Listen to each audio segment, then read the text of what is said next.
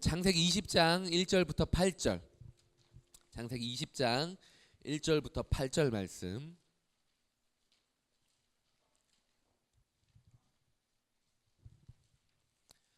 창세기 20장 1절부터 8절까지 말씀.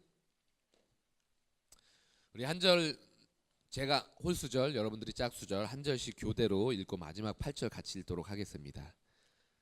자, 1절 제가 읽을게요. 아브라함이 거기서 네게브 땅으로 옮겨가 가데스와 술 사이 그랄에 거류하며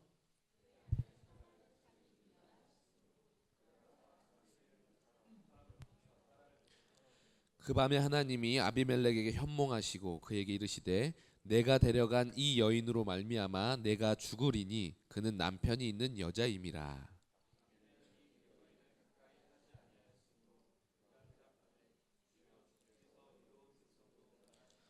그가 나에게 이는 내 누이라고 하지 아니하였나이까. 그 여인도 그는 내 오라비라 하였사오니 나는 온전한 마음과 깨끗한 손으로 이렇게 하였나이다.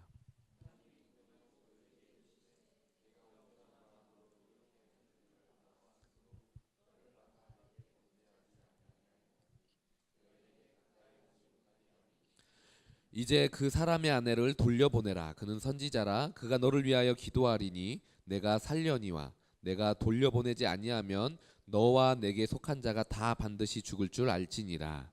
아비멜렉이 그날 아침에 일찍이 일어나 모든 종들을 불러 그 모든 일을 말하여 들려주니 그들이 심히 두려워하였더라. 아멘. 자, 이 말씀을 통해 우리 하나님의 오답 노트라는 말씀 같이 들을 때 우리 이명규 목사님 나오실 때 또 기대하는 마음으로 박수로 모시도록 하겠습니다.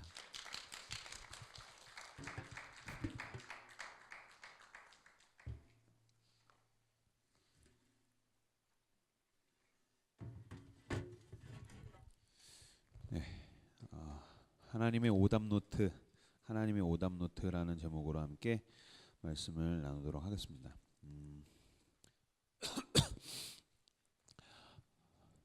설교 전에 어쨌든 우리가 좀 친하잖아요. 그러니까 마지막으로 한 번 더 홍보하면 팟캐스트 떠라면 돼요. 네, 꼭 네, 떠라면 돼요. 우리 멤버들한테 내가 이번 시즌에 청년 집회 갈 때는 내가 꼭 홍보를 하겠다라고 이제 약속을 해가지고 떠라면 돼요. 뭐 적으실 필요는 없어요. 민망해요. 그래서 어쨌든 팟빵 다운받아서 떠라면 돼요. 오늘 하나님의 오답 노트라는 제목으로 말씀을 나누도록 할게요. 저희가 제가 지금 동두천에 살고 있어요. 저희 아버지가 제가 20살 때, 그러니까 20년 전이네요.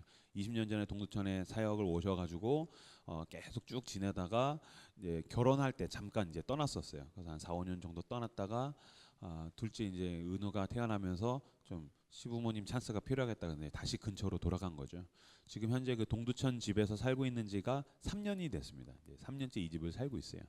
3년째 동두천 집에서 살고 있는데 처음 그 집에 이사 왔었을 때 이제 아내가 새로 집안에다가 이것저것 도구들을 이제 마련을 하잖아요. 왜냐면 그 전 집이 되게 좁은 집이었었어요. 오피스텔에 작은 집이었기 때문에 동두천에서는 좀 큰 집으로 왔어요. 동두천의 땅값이 굉장히 쌉니다. 여러분들한테 적극 추천해드리고 싶어요. 돈이 없다. 그럼 주저하지 말고 동두천으로 오시면 돼요.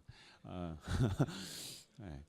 주님, 누군가가 나에게 실수하면 죄를 범하면 내가 7번 용서해 주는 거 괜찮나요? 여러분 이거는요 예수님이 뒤에서 7번 아니고 7번씩 70번 할지니라라고 마치 핀잔처럼 주셨으니까 베드로가 야 이 베드로 이게 핀잔이 남았고 이 쪽팔리네 이거 별볼일 없네라고 생각할 수 있지만 베드로는 지금 진짜 은혜 엄청 받은 거예요. 여러분 은혜 막 완전 이빠이 충만하게 받은 거예요. 보세요 이거 그냥 자체로만 보세요. 내가 7번 똑같은 거 똑같은 놈 똑같이 용서해 주는 거 주님 괜찮을까요? 여러분 이거 쉽지 않아요. 같은 새끼를 똑같은 죄를 지었는데 7번 용서해 주는 거 진짜 쉽지 않아요. 연애해 보시면 결혼해 보시면 알아요. 내가 몇 번 얘기했어. 인간은요 왜 내가 이거 몇 번 얘기해라는 말을 적어도 한 2, 3번째쯤에 해요. 막 10번째 때 내가 이거 몇 번 얘기해 라고 하는 게 아니고요. 2번이나 3번째쯤에 똑같은 일 반복됐을 때 오빠 내가 이거 몇 번 얘기해. 우리 마누라만 그런 거야? 니네 다 천사예요? 인간은요 2, 3번쯤 되면은 이거 계속 반복하네. 내가 니한테 이거 몇 번 얘기하니? 부모님도 마찬가지고요. 회사 직장 동료나 상사들도 마찬가지고요. 세상에서도 마찬가지야. 내가 이거 몇 번 얘기해. 너 한 번 하면 실수지만 두 번 하면 네 실력이야. 내가 이거 너한테 몇 번 얘기해. 근데 7번을 동일하게 용서해 준다고요? 쉽지 않아요. 내가 진짜 엄청 은혜 받았습니다. 주님, 내가 어마어마하게 용서해 주겠습니다 라는 뜻이에요. 이건 굉장한 결단이죠. 그리고 7이라는 숫자 자체도 대단하지만 유대인에게 있어서 7은 완전수예요. 그러니까 내가 끝까지 용서하겠노라라는 뜻이에요. 근데 예수님께서 7이라는 그 완전수에 만족하지 못하시고 22절에서 보니까 예수께서 이르시되 내게 이르노니 7번뿐 아니라 7번을 70번까지라도 할지니라. 아멘. 7 곱하기 70은 490번. 와. 그럼 이거 보세요. 7도 완전수인데 7에다가 70을 곱했다는 건 뭐냐면은 완전수 곱하기 완전수의 그 완전수의 완전수. 그러니까 영원히. 이건 영원이에요. 영원히 7번 아니다. 완전수 아니다. 인간이 할 수 있는 극한의 한계까지 용서하는 거 아니다. 영원히 너는 그 사람을 반복해서 회개할 때 용서해 줘야 될 거야라고 이야기하는 거예요. 그러니까 이게 지금 우리한테 요구하시는 거죠. 가서 여러분 그러니까 이제 7번씩 70번 용서하십시오. 여러분의 주변에 있는 동료들과 친구들과 김 과장님을 용서하십시오. 7번씩 70번 용서할 수 있어요? 어떻게 용서해요? 어떻게 490번 용서해요? 우리 용서 못해요. 이 이야기는 너가 그러니 가서 490번 용서해라는 명령에 대한 말씀이 아니에요. 뭐냐면 베드로야 그리고 우리에게 임목사야 충정교회 청년 여러분, 인간은 어떨지 몰라도 인간은 삘 받으면 7번 정도 용서할 수 있겠지만 하나님은 우리를 490번 그 영원까지 용서하신단다라는 뜻이에요. 주님은 똑같은 죄 똑같이 490번 지어도 주님은 또 다시 기회를 주시고 용서하신다. 그런 이게 참 얼마나 놀라운 은혜인가요? 왜냐하면 내가 하나님 앞에 회개할 때마다 저는 그 느끼는 게 하나님 내가 이 부분에서 또 넘어졌습니다. 그때 주님이 팔짱을 탁 끼고 너 몇 번째냐? 야, 너 도대체 몇 번째야? 너 양심 있어야지. 너 저번에 뭐라 그랬어? 너 뭐 이러면 죽여달라며. 우리가 그런 회개하잖아요. 주님 죽여주세요. 안 죽은 게 네가 은혜예요. 죽여주세요. 근데 팍 뒤졌어요. 이거 얼마나 무서워요. 근데 똑같이 계속해서 반복해서 넘어져도 주님은 언제 내가 너에게 그런 죄를 보았느냐라는 듯이 나는 그거 처음 듣는데 그래 이번엔 용서해 줄게. 그러니 다시는 또 그러면 안 돼. 그리고 주님은 우리를 자유하게 하시는 분이라는 거예요. 그 제가 오늘 설교 제목을 하나님의 오답 노트라고 적었어요. 오답 노트란 건 뭐예요? 그 사람의 실수와 실패와 잘못된 걸 적는 거죠. 여러분 하나님의 오답 노트, 당신의 이름으로 되어 있는 하나님의 오답 노트는 늘 빈칸인 거예요. 7번씩 70번 실수하고 실패하고 죄짓고 넘어져도 내가 주님 앞에 나와서 진심으로 회개하면 그 내가 내 죄의 대가를 내가 책임져야 되겠지만 내가 주님 앞에 나가서 회개하면 주님은 늘 언제나 그래 괜찮다. 넌 자유다. 넌 이제 새 것이다. 나를 새롭게 하시는 그 은혜 아래에 우리가 붙들려 있다는 거예요. 하나님은 계속해서 우리에게 기회를 주시는 분이에요. 아까 창세기 20장 여러분 읽으셨죠? 창세기 20장 1절에서 8절에 보면은 재밌는 사건이에요. 아브라함이 자기 마누라를 그랄 왕 아비멜렉에게 어떻게 해요? 뭐라고 속여요? 누이라고 속여요. 지 마누라 팔아먹었어요. 와, 저는 약간 이게 남성적인 기질이 좀 강한 사람이라서 그래서 좀 저도 이제 뻥도 있고 허세도 있고 막 과장도 있고 그런 스타일인데 또 이런 사람 장점이 있어요. 뭐냐면 책임감 확실하거든요. 그리고 어떤 가오에 목숨 걸고 전 그런 게 굉장히 중요해요. 근데 내가 마누라를 팔아먹는다는 건 상상할 수 없는 일이에요. 어떻게 마누라를 팔아먹어? 무슨 팔아먹을 게 따로 있지. 왕이 와가지고서 이보시오 아브라함 왕 옆에 할머니가 이뻐요. 이 할머니가 진짜 이쁜 할머니인가 봐요. 할머니인데 왕이 욕심낼 정도면 굉장한 거죠. 웬만하면 이렇게 이쁜 아줌마, 이쁜 할머니는 없잖아요. 이렇게 고운 할머니 뭐 이런 거나 있지. 막 야 할머니가 이쁜데 이런 건 없잖아요. 야 너 왜 이렇게 기분이 좋아? 할머니 봤는데 겁나 이뻐 이런 건 없잖아. 아줌마인데 겁나 이뻐 뭐 이런 거 거의 없다고. 그냥 고운 아줌마. 나이 들면 외모는 평준화되는 거예요. 다 이렇게 그냥 흑인이 흑으로 돌아가기 위해서 그냥 이렇게 쭈그러드는 거죠. 근데 어마어마하게 이쁜가 봐요. 왕이 욕심낼 정도니까. 여자가 얼마나 많겠어요. 근데 왕이 욕심냈다라는 건 아브라함 옆에 있는 이 아줌마가 할머니가 겁나 이쁜 거죠. 그래서 오 이쁜데 그랬어요. 막 눈이 뿅뿅뿅뿅 그러니까 아브라함이 마누라 아니고요, 누이예요, 누이. 뻥을 쳐가지고서 지 마누라를 왕에게 상납했어요. 얼마나 비굴해요. 얼마나 비참해요. 나 같았으면 옆에 누구예요? 내 마누라야. 왜? 이뻐? 쳐다보지 마. 죽여볼까? 누가 뽑아볼까? 막 이렇게 가야지. 근데 제 마누라 아니고요, 누이예요, 누이. 왕이 원하시면 뭐 데리고 가시. 얼마나 비굴해요. 여러분, 이 정도의 비굴함과 비참함은 한 번 경험하는 것도 쉽지 않아요. 근데 여러분, 창세기 12장 한번 보시겠어요? 창세기 12장. 창세기 12장 10절에서 20절까지. 자, 10절에서 20절까지 제가 스톱할 때까지 읽어 주십시오. 시작.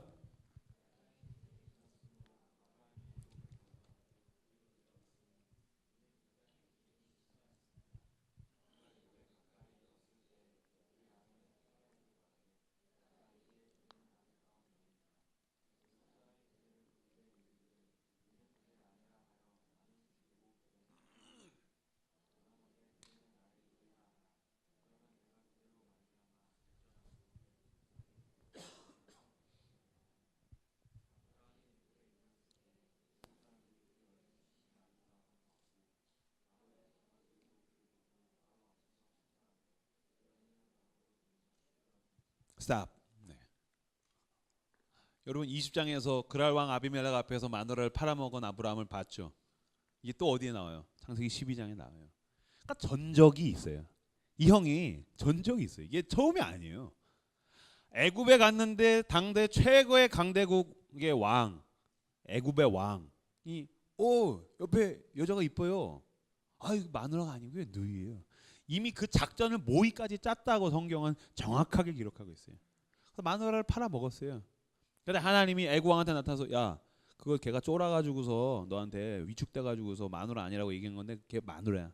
너 건들면 뒤져, 죽어. 그리고 너가 마누라, 남의 마누라 데리고 갔잖아. 저 안 건드렸어요. 어쨌든 데리고 갔자 새끼야. 그러니까 너가 막 돈이랑 보석이랑 좀 줘 막. 그래서 하나님이 뒷감당을 해주신 거예요. 창세기 12장에서 하나님이 먼저 그 전적을, 첫 번째 말도 안 되게 자기 인생에서 수치스럽고 큰 죄를 저질렀는데 그걸 하나님이 뒷감당을 해주셨어요. 근데 어디서 또 한다고요? 20장에서 또 해요. 아비멜렉 앞에서, 그랄 왕 아비멜렉 앞에서 똑같은 죄를 또 저질러요. 이거 얼마나 쪽팔려요. 얼마나 수치스러워요. 근데 저는 너무 은혜 받은 게 뭐냐면, 하나님이 너 창세기 12장 봐봐 이 새끼야. 네가 무슨 짓을 했나 새끼야. 네가 양심 있으면 내가 너한테 그렇게 책임을 져주고 도와줬는데 너가 어떻게 또 그럴 수 있어? 네가 어떻게 또 그럴 수 있어? 양심 있어야지. 한 번 하면 실수고 두 번 하면 실력이다. 너 이 말 몰라? 하나님이 묻지 않으시는 거예요. 질책하지 않으시는 거예요. 똑같이 또 책임을 져주시는 거예요. 창세기 20장이 왜 중요하냐? 이게 똑같은 죄가 반복되는데 하나님이 똑같은 실수를 반복했을 때 또 책임져 주시는 게 왜 중요하느냐? 이것 때문에 이 뒤에 가면은 아브라함이 뭐가 돼요? 네 아들을 내놓아라. 그랬을 때 예 하나님, 제 아들도 내놓을 수 있습니다. 그 믿음의 자리까지 가더라. 그러니까 믿음의 열심, 믿음의 성공, 그 사람이 남들보다 잘난 것으로 그 믿음의 조상의 지점에 가는 게 아니라 똑같은 걸 자빠지고 넘어지는데 나를 끝까지 책임지시는 하나님, 그 하나님을 경험하고 그 하나님에 대한 신뢰로 아브라함이 자기 아들을 하나님께 내놓는 자리까지 가더라. 이 이야기예요. 여러분 우리가 인생에 살아가면서 넘어지죠. 내가 정말 뭐 자존심 다 무너지고 염치가 없어질 정도로 내가 체면이고 뭐고 완전히 나 이제 끝난 건가 하는 그 자리까지 넘어질 때가 있죠. 근데 그걸 한 번 넘어지는 게 아니란 말이죠. 반복한단 말이죠. 내가 은혜를 받았는데 난 나름 열심히 살고 있는데 내가 교회에서, 세상에서, 내가 우리 가족에서 내가 왜 이 모양인가 하고는 지점까지 넘어지죠. 왜 그렇죠? 그렇게 넘어지는 걸 반복하면서 여러분이 어디로 가고 있냐면요, 당신을 책임지시는 하나님의 손에 붙들려서 믿음의 조상의 자리, 아브라함의 자리까지 가는 거예요. 이건 성공으로 가는 게 아니에요. 이건 내가 남들보다 잘나서 가는 게 아니에요. 나를 책임지시는 하나님의 손에 붙들려서 인도함을 받아 가더라. 무슨 말인지 아시겠어요? 하나님은 어떤 하나님입니까? 내가 똑같은 자리에서 똑같이 넘어져 나를 끝까지 책임지시는 하나님. 하나님에 대한 은혜는 나에게 기회를 주시고 그분은 끝까지 책임지신다. 7번씩 70번 책임지신다라는 거예요. 제 딸이랑 제가 은율이랑 밥을 먹는데 은율이가 밥을 먹다가 오리구이를 제가 구워줬어요. 근데 막 먹다가 오리구이를 툭 훈제 오리를 떨어뜨리면 제가 그걸 주워 먹어요. 그리고 밥풀을 떨어뜨리면 제가 밥풀도 주워 먹어요.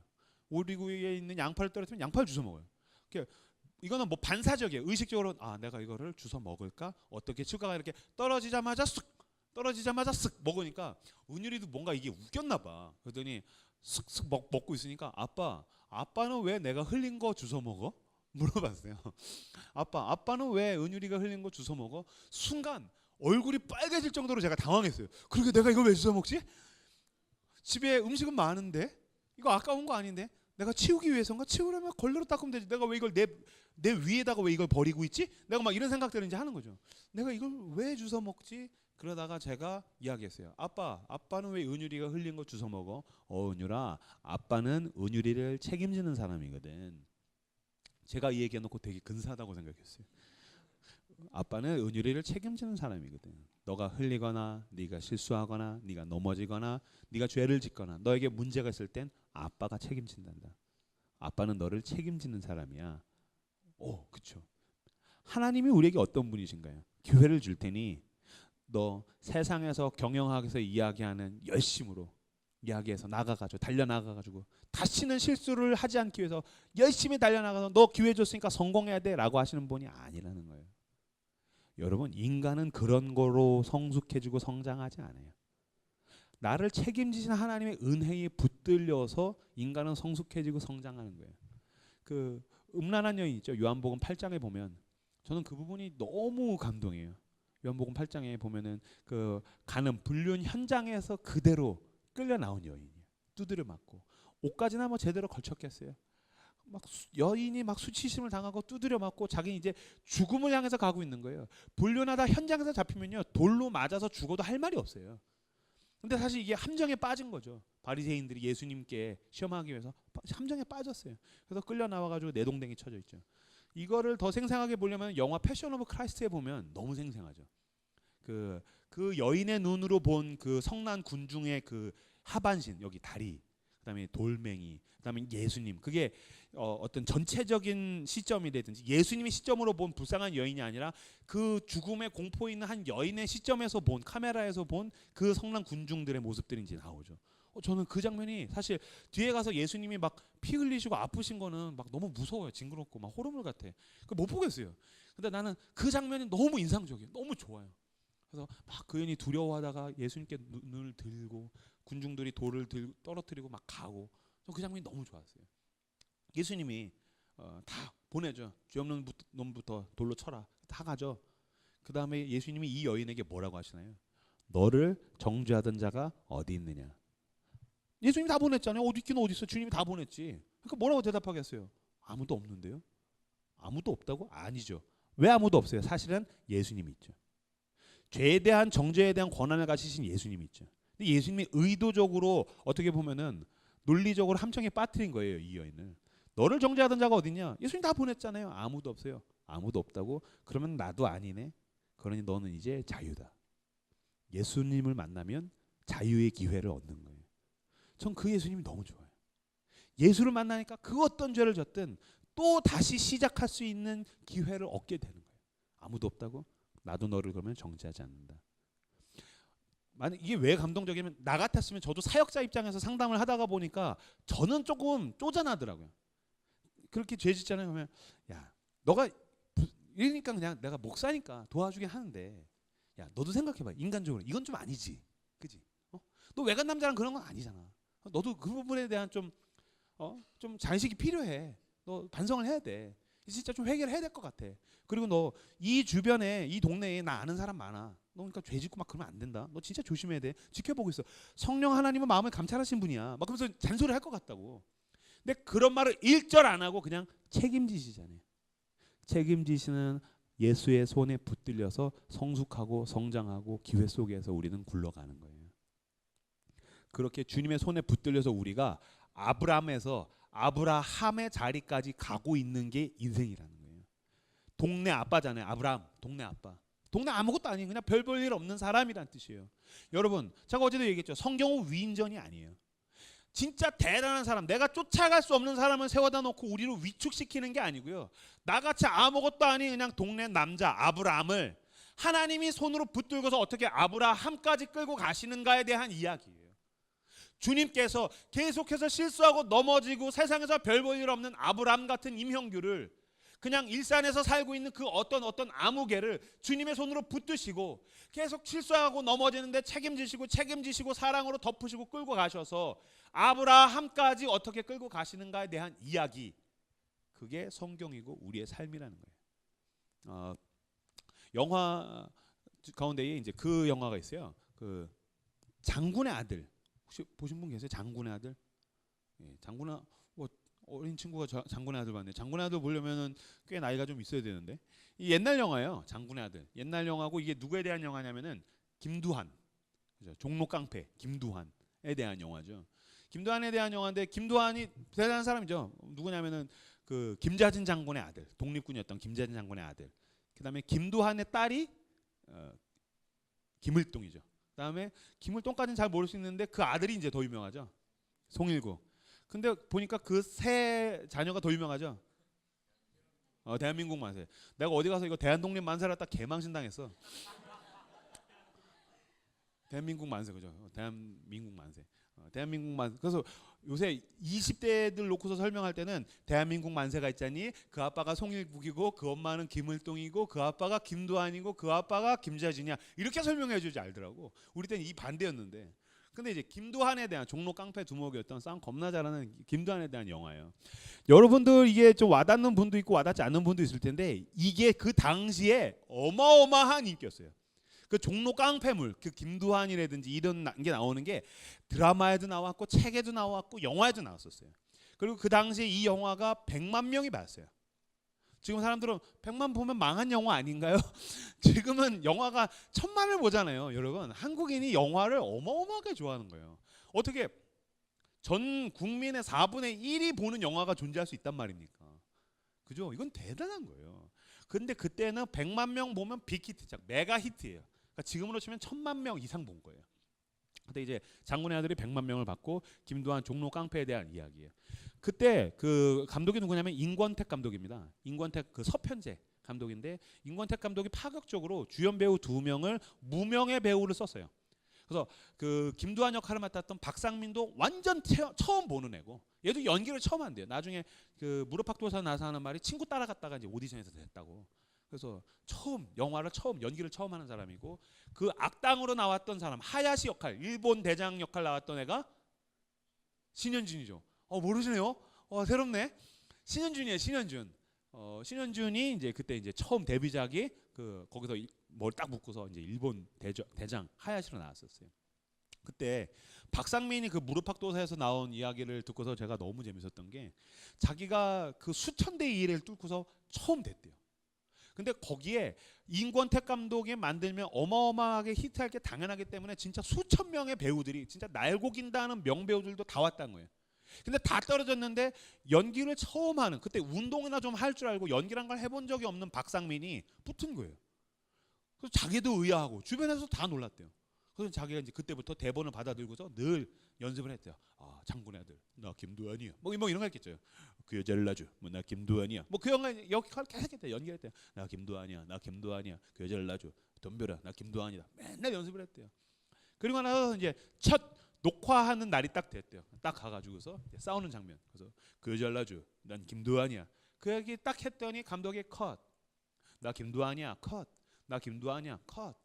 연거푸 계속 컷 하더니 임권택 감독이 담배를 막 피는데 한 3대를 그 자리에서 계속 연장 담배를 피더래. 하면서 막 뻑뻑뻑 담배를 피더래. 그러더니 너 일로 와. 그러더니 이제 박상민을 데려다 놓고서 하는 말이, 이 말이 참 인상적이에요. 뭐냐면 나는, 여러분 만약에 그 영화 안 보셨으면 집에 가셔서 장군의 아들 1을 한번 보세요. 나는 아무것도 아니던 거지 청년.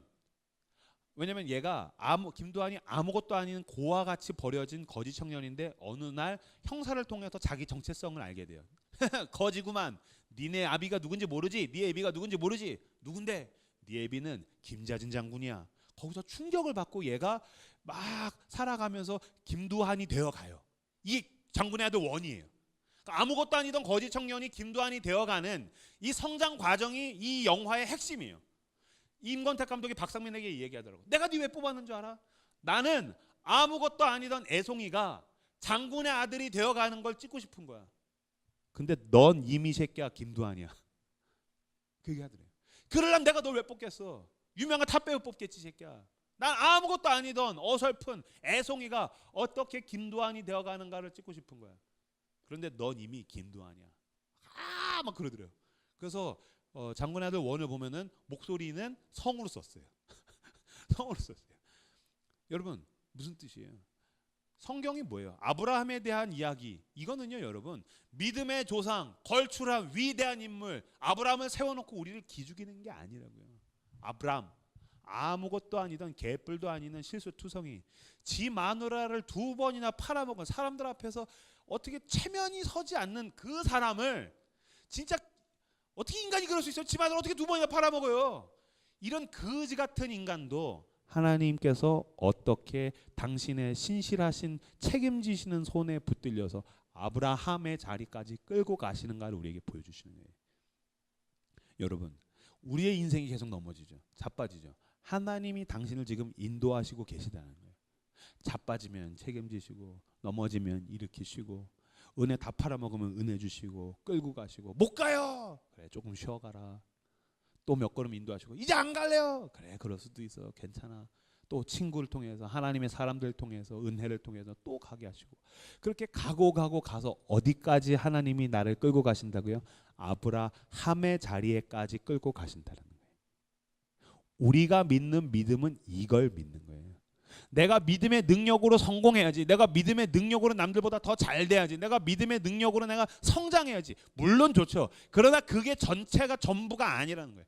그거보다 더 큰 게 있어요. 뭐냐면 하나님은 당신의 실수와 실패보다도 크신 분이라는 거예요. 그분의 손이 나를 신실하게 끌고 가신다. 우리가 예수 믿어서 죽어서 천국 간다는 걸 믿는다는 건 뭐예요? 하나님이 나를 천국의 자리까지 끌고 가실 것이다. 그러니 내가 여기서 넘어져도 괜찮다. 하나님의 뜻이 있으시겠지. 내가 여기서 실수해도 괜찮다. 그분이 책임지시겠지. 그분이 나를 결국에 이런 인생의 희노애락을 통해서 나를 저 자리까지 끌고 가실 거야. 그 하나님의 인도하심을 따라가시는 저 여러분들 다 되시기를 주의 이름으로 축원합니다. 하나님의 인도하심이라는 개념에 대해서 우리는 굉장히 오해를 많이 해요. 하나님의 인도하심. 여러분, 하나님이 나를 인도하신다는 것은 하나님이 인도하시니까 내 길이 더 잘 보이겠지가 아니에요. 하나님이 나를 인도하시니까 내 길이 더 잘 열리겠지가 아니에요. 하나님이 나를 인도하시니까 놀라운 도우심들이 막 기적적인 손길들이 나에게 나타나서 내가 더 순탄하게 갈 수 있겠지가 아니에요. 하나님이 나를 인도하신다. 믿고 따라갈 때 여러분 막막해요. 보이지 않아요. 그래서 당황하죠. 알 수가 없어요. 그래서 당황하죠. 오히려 그게 더 놀라운 하나님의 신비예요.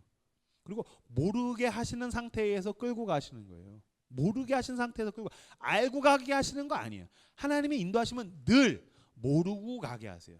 여기 몰라서 진로나 뭐 연애나 결혼이나 인생이나 인간관계나 몰라서 절절매는 사람 있죠. 모른다면 지금 하나님께서 당신을 잘 끌고 가시는 거예요. 알고 가는 게 아니라 가이드가 좋은 사람이라는 뜻이에요. 인도하심이란 건 뭐예요? 나는 그 여행지, 인생이란 여행지 처음 가는데 우리는 알고 가는 게 아니고요. 내 가이드가 믿을 만한 분이다. 그래서 내가 웬만한 언덕에 당황하지 않는다. 높은 산이 있어도 당황하지 않는다. 이 가이드가 세계 최고의 가이드다. 예수가. 내가 동행하는 그분이 나를 책임지는 그 가이드가 세계 최고다. 그러니 내가 어디에서도 나의 목자 되신 주님을 따라갈 수 있다라는 뜻이에요. 모르고 가는 게 당연한 거예요. 히브리서 11장 8절 말씀 보세요. 히브리서 11장 8절 말씀.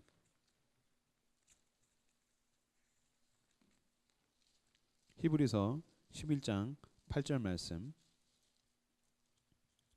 히브리서 11장 8절 말씀 같이 한 목소리로 읽겠습니다. 읽겠습니다. 시작.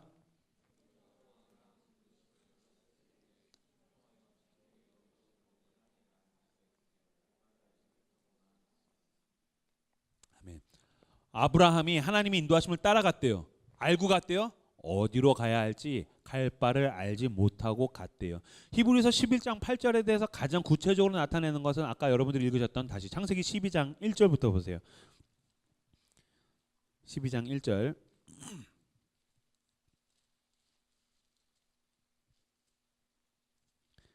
(12장 1절부터) 보세요. 제가 읽을 테니까 눈으로 따라오세요. 제가 좀 빨리 읽겠습니다. 여호와께서 아브라함에게 이르시되 너는 너의 고향과 친척과 아버지의 집을 떠나 내가 내게 보여줄 땅으로 가라. 내가 너로 큰 민족을 이루고 내게 복을 주어 네 민족을 네 이름을 창대하게 하리니 너는 복이 될지라. 너를 축복하는 자에게는 너에게 복을 내리고 너를 저주한 자에게는 내가 저주하리니 땅의 모든 족속이 너로 말미암아 복을 얻을 것이라 하신지라. 이 아브라함이 여호와의 말씀을 따라갔고 롯도 그와 함께 갔으며 아브라함이 하란을 떠날 때 75세였더라. 하나님께서 75세가 된 아브라함을 불러가지고 본토 친척 아비집 모든 것을 버리고 떠나게 하셨어요. 그래서 아브라함이 그 인도하심을 따라갔어요. 하나님이 예비하신 그 젖과 꿀이 흐르는 가나안을 향해서 갔어요. 그러면 하나님이 인도하심을 따라갔으면 가나안에 갔을 때 적어도 내가 있을 땅이 있어야 되잖아요. 가나안 사람들이 막 박수 치면서 웰컴 아브라함 컴온 컴온 컴온 우후 뭐 이건 안 해도 그래도 뭐 여기가 하나님이 예비하신 땅이구나 뭐라도 있어야 될 거 아니에요. 근데 여러분 뒤에 보세요. 5절 보세요. 자, 5절. 아브라함이 그의 아내와 사례와 조카 롯과 하란에서 모은 모든 소유와 얻은 사람들을 이끌고 가나안 땅으로 가려고 떠나서 마침내 가나안 땅에 들어갔어요. 들어갔더라. 6절. 아브라함이 그 땅을 지나 세겜 땅 모래 상수리 나무에 이르니 그때에 가나안 사람이 그 땅에 거주하였더라. 무슨 뜻이에요? 하나님이 가나안으로 가. 내가 너를 위해서 예비한 땅이 있어. 갔는데 다 살고 있어요. 갈 곳이 없더라는 거예요. 분양 끝났어요. 아파트 분양 끝났다고. 갔더니 하나님이 예비하신 땅이 없다는 거예요. 이게 뭐야? 그죠? 내가 이사 가려고 해서 거기 들어오라고 거기 분양할 수 있다고 그래서 집 팔았어요. 그거 갔는데 분양 끝났대요. 문 닫았대요. 너 이제 너가 여기서 살 수 있는 땅이 없다는 거예요. 가나안 사람들이 이미 다 살고 있었어요. 하나님 이게 뭐예요? 그래서 하나님이 그런 게 있어. 그리고 뿅 하나가 없어지는 거예요. 그러니까 하나님 늘 편하죠. 내가 인도할 거야. 걱정 마. 그러니까 뭘 보여달라고. 아니, 그러니까 걱정 말라고. 그러니까 보여달라고요. 걱정 말라고. 그러니까 늘 우리가 이 싸움이 있잖아요. 그러니까 뭐 보여달라고요. 괜찮아. 뭐가 괜찮냐고. 잘 될 거야. 뭐가 잘 되냐고. 뭐 야 죽게 하겠니? 죽겠다고요. 너는 안 죽고 예수는 죽었어. 뭐 그러고 그냥 하나님 가잖아요. 넌 안 죽고 예수는 죽었지. 뭐 그러고 가요. 우리가 늘 여기 답답한 이 지점에 있는 거죠. 그 뒷부분에 보세요. 7절 여호와께서 아브라함에게 나타나 이르시되 하나님 뭐예요? 어디로 가요? 내가 나중에 이 땅을 네 자손에게 줄 거야. 그리고 가셨어요. 그리고서 자기에게 나타나신 여호와께서 그가 그곳에 제단을 쌓고 거기서 베델 동쪽 산으로 옮겨 장막을 치니 서쪽은 베델이요 동쪽은 아이라. 그가 그곳에서 여호와께 제단을 쌓고 여호와 이름을 부르더니 점점 남방으로 옮겨갔더라. 가나안에 가서 가나안에서 살았대요? 아니요. 하나님 이게 뭡니까? 내가 나중에 너하고 네 자손한테도 여기 줄 거야. 어떻게 하라고요? 안녕. 그리고 사라지셨대요. 그럼 나 어디로 가요? 그래서 가가지고서 서는 동쪽은 베델이요 아이라 거기서 또 예배를 드려요. 왜 예배 드렸죠? 여기서 예배가 무엇인가가 나오죠. 예배가 뭐예요? 어디로 가야 할지 모르는 사람이 하나님 앞에 날마다 서는 게 예배인 거예요. 하나님 날 인도해 주십시오. 그래서 예배 드리는 거예요. 주님 나를 이끌어 주십시오. 보이지가 않습니다. 주님은요 갈 곳을 알려주시는 게 아니고 내가 너의 가이드다라는 걸 알려주시는 거예요. 예배는요 나는 어디로 가야 할지 모릅니다. 그러나 내 가이드는 하나님 당신입니다. 이게 우리에게 있어서는 예배인 거예요. 그러면서 점점 남방으로 옮겨가서 나중엔 애굽에 가서 집 마누라 팔아먹죠. 그때 하나님께서 책임지세요. 또 돌아다니다가 아비멜렉 앞에서 팔아먹죠. 하나님 또 책임지시는 거예요. 그 과정을 통해서 사실 아브라함이 생각했던 건 가나안에 들어가는 거였어요. 근데 그걸 방황하게 하시는 것을 통해서 하나님이 만드시고 싶으신 건 뭐예요? 아브라함이 되는 거예요. 이 차이를 아시겠어요? 내가 하고 싶은 건 내가 욕망하는 걸 내가 얻는 거예요. 근데 하나님이 그걸 좌절시키시고 실패하게 하시고 실수하게 하시고 넘어지게 하시고 그런 인생의 흥망성쇠를 계속해서 돌게 하시죠. 내가 원하는 걸 얻는 게 아니에요. 하나님은 아브라함의 자리까지 끌고 가시는 걸 원하시는 거예요. 무슨 말씀인지 아시겠어요? 모르고 가세요. 모르고 가는 거예요. 인생은요 당신만 그런 게 아니에요. 모든 사람은 모르고 가는 거예요. 그리고 중요한 것일수록 하나님의 더 크고 놀라운 부르심일수록 모르고 막막한 지점을 가게 하세요. 그러니 몰라도 괜찮아요. 가세요. 힘들어도 답답해도 괜찮아요. 살아가세요. 그 하루를 사세요. 하나님이 나에게 또 기회를 주신 하루를 열심히 사세요. 하나님이 나에게 주신 그 예배를 열심히 드리세요. 하나님이 주신 나에게 그 직장을 열심히 다니세요. 그러는 가운데 하나님이 나를 하나님의 사람으로 만들어 가시는 거예요. 저도 모르고 사는 게 너무 답답했어요. 근데 저에게 정말 은혜가 돼서 제가 날마다 되뇌이고 있는 그 말씀이 있는데, 요한복음 4장에 보면 왕의 신하의 아들이 병들은 부분이 나와요. 왕의 신하의 아들이 병에 들어요. 그래서 보세요. 왕의 신하야. 그러면 이 단어로 우리가 유추할 수 있는 게 있죠. 뭐냐면은 이 사람은 어떤 관리겠어요? 고위 관리죠. 굉장한 고위 관리죠. 왜냐하면 뭐 말단 직원을, 그냥 동네에 있는 말단 직원을 왕의 신하라고 이야기하지 않겠죠. 무시하는 게 아니고요. 시청이나 구청에서 만나는 공무원을 대통령의 신하, 대통령의 부하라고 이야기하지 않잖아요. 그러니까 대통령의 부하, 대통령의 신하라고 이야기한다면 그는 청와대에서 근무하는 사람인 거죠. 그러니까 왕의 신하라는 건 뭐냐면 지금으로 치면 장차관급이에요. 그러니까 당대의 최고의 권력을 가지고 있는 사람, 진짜 나는 새를 떨어뜨릴 수 있는 사람. 그는요, 자기 또래 중에서 가장 먼저 승진한 사람이에요. 모든 것을 가장 기가 막히게 탁월하게 수행하는 능력을 가지고 있는 사람이에요. 누구도 그 왕의 신하를 얕잡아 볼 수 없었을 거예요. 자기도 알고 있어요. 그 정도 잘 나가는 사람은요, 알고 있어요. 내가 마음 먹으면 뭐든지 할 수 있어. 자수성가한 사람이라고도 볼 수 있고. 왜냐하면 금수저물어 따고 왕의 신하가 되는 게 아니죠. 왕의 신하, 왕의 일을 수행할 수 있는 사람이면 굉장한 탁월한 능력을 가지고 있는 사람이에요. 그런데 그 사람이 예수를 찾게 돼요. 왜요? 자기 아들이 병들어요. 자기 아들이 병들어서 예수를 먼저 찾았을까요? 아니죠. 처음에는 자기 돈과 자기 인맥과 자기가 할 수 있는 모든 방법을 다 써봤겠죠. 의사들, 그 나라에서 최고의 의사를 들여다 놓고 자기가 구할 수 있는 최고의 약을 구하고 할 수 있는 모든 방법을 다 동원했는데 자기가 가진 왕의 신하의 권력과 돈과 능력으로 해결할 수 없는 지점에 부딪혀요. 왕의 신하가. 여러분, 인생이요, 공평해요. 하나님이 공평해요. 여러분, 하나님이 참 공평하시거든요. 근데 여러분 진짜 하나님 공평하다고 생각하세요? 아니죠. 무엇을 소유했는가라는 측면에선 하나님은 절대로 공평하지 않아요. 그렇죠? 어떤 능력을 수행할 수 있는가라는 측면에서는요, 하나님은 절대로 공평하지 않아요. 모든 걸 다 가진 애가 있고요. 나는 뭐 개뿔도 없고. 근데 거울 볼 때마다 하나님 공평하지 않아. 우리는 그렇게 느끼잖아요. 어떤 언니는 막 생긴 게 장난 아니야. 근데 나는 막 하나님 얼굴에도 장난치고 몸에도 장난치고 온통 장난치고 장난꾸러기잖아요. 어떻게 하나님 공평해요? 무엇을 소유했는가, 어떠한 능력을 기능적으로 볼 땐 하나님은 결코 공평하지 않아요. 그러나 여러분, 하나님 공평해요. 왜 공평한지 아세요? 모든 걸 다 가지고 있는 인간일지라도 지가 가지고 있는 것으로 해결할 수 없는 문제 앞에서 쩔쩔매는 게 인생이에요. 그 어떤 돈과 그 어떤 인맥과 그 어떤 실력과 모든 걸 다 가지고 있는 인간일지라도 자기 것으로 해결할 수 없는 문제 앞에서, 그 벽 앞에서 절절매요. 그러니까 여러분, 비교하지 마세요. 니나 그놈이나 별거 아니에요. 똑같아요. 왕의 신하가 자기의 문제를 해결할 수 없는 문제 앞에서 자기가 가장 사랑하는 자기의 아들을 자기가 가진 모든 걸 동원해도 고쳐줄 수가 없어요. 거기서 절망하는 거예요. 내가 내 것으로 안 되는 게 있구나. 내가 내 것으로 안 되는 게 있구나. 그래서 예수를 찾아가죠. 그래서 집에 가셔서 요한복음 4장을 보시면 가버나움에서 아들이 병들어 있는데 예수가 계신 갈릴리 가나까지 왔더라라고 얘기가 나와요. 가버나움에서 갈릴리 가나까지. 여기는 길이가 직선 거리로 34km예요. 돌아가면 한 40km 정도 되겠죠. 지금 우리나라로 치면, 우리나라 옛날에서는 그 도량법으로는 십리길이에요. 십리길. 2000년 전에 그 십리길을요, 왕의 신하가 자기 부하 보낸 게 아니에요. 이 정도 권력 있으면은 그냥 수행원 보내면 돼요. 야, 가서 예수 데리고 와. 아니면은 권력을 동원해서 야, 예수를 납치해 와. 할 수도 있는 거예요. 근데 본인이 직접 갔어요. 직접 갔다는 건 뭐야? 긴박했다는 거예요. 급박했다는 거예요. 간절했다는 거예요.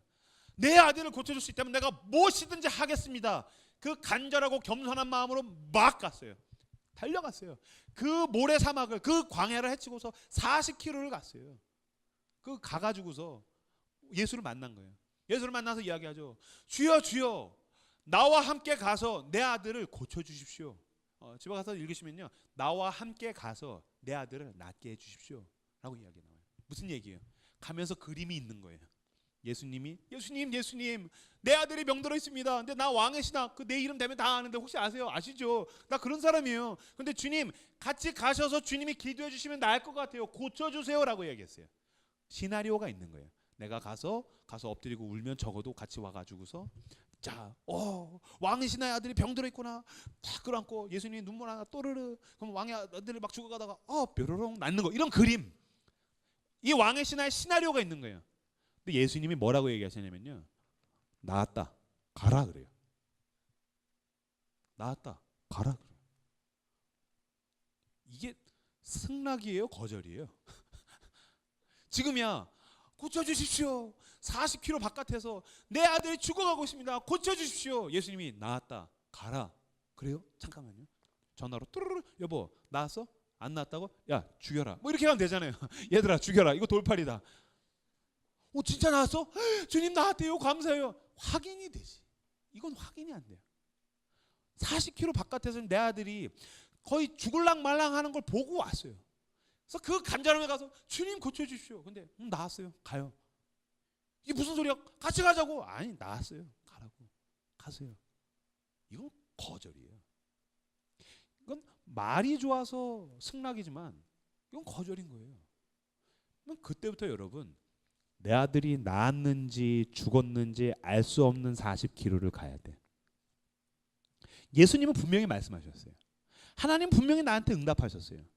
하나님 분명히 나에게 약속하셨어요. 나았다 가라.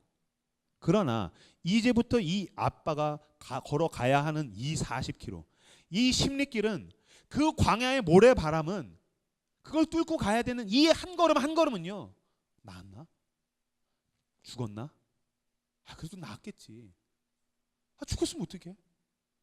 내가 그냥 집에 있을 거 괜히 왔나? 가서 저 빠마머리 죽여버릴까? 근데 이게 뭐야? 이거 뱅뱅뱅뱅 도는 이 절망에 보이지 않는 40km를 걸어가는 거라고. 우리의 인생이 이 십리길과 같아요. 주님, 내가 지금 이런 상황이 있습니다. 주님 응답을 하시죠. 은혜를 주시죠. 내 마음을 만지셨죠. 그러나 그 말씀을 붙들고서 그 약속을 붙들고서 그 믿음 가운데에서 가야 하는 이 40km, 이 십리길은 알 수가 없는 길을 우리 모두가 가요. 보이지 않더라도 여러분 믿고 가더니, 요한복음 4장에 보면 믿고 가더니, 이거는 믿고 갔다 와 믿었어가 아니야. 가는 걸 믿음이라고 표현하시는 거예요. 보이지 않는 40km 그 십리길을 걸어가는 게 믿음이에요. 제가 지난번에 설교할 때 이 찬양 제가 불렀죠. 제가 은우가 사고 나고 나서 절망 가운데서 제한이랑 늘 불렀다고.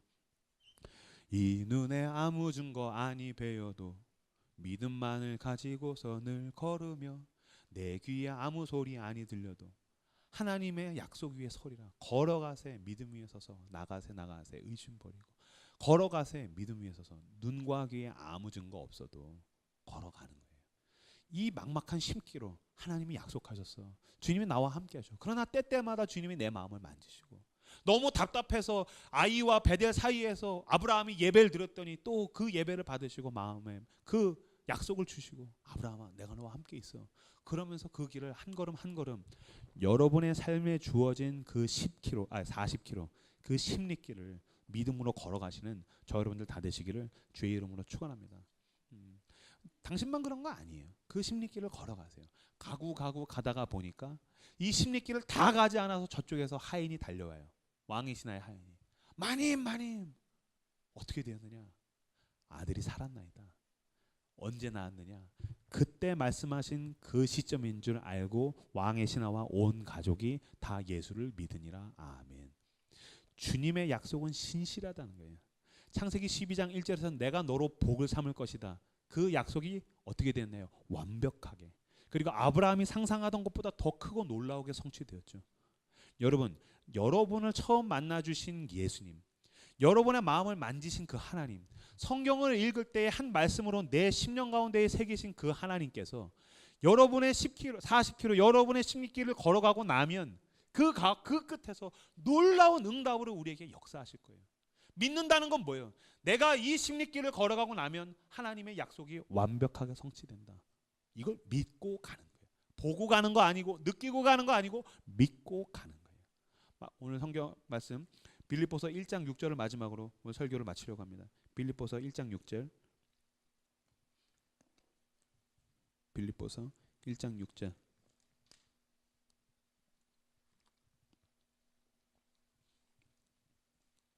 빌립보서 1장 6절 말씀 같이 한 목소리로 읽겠습니다. 읽겠습니다. 시작.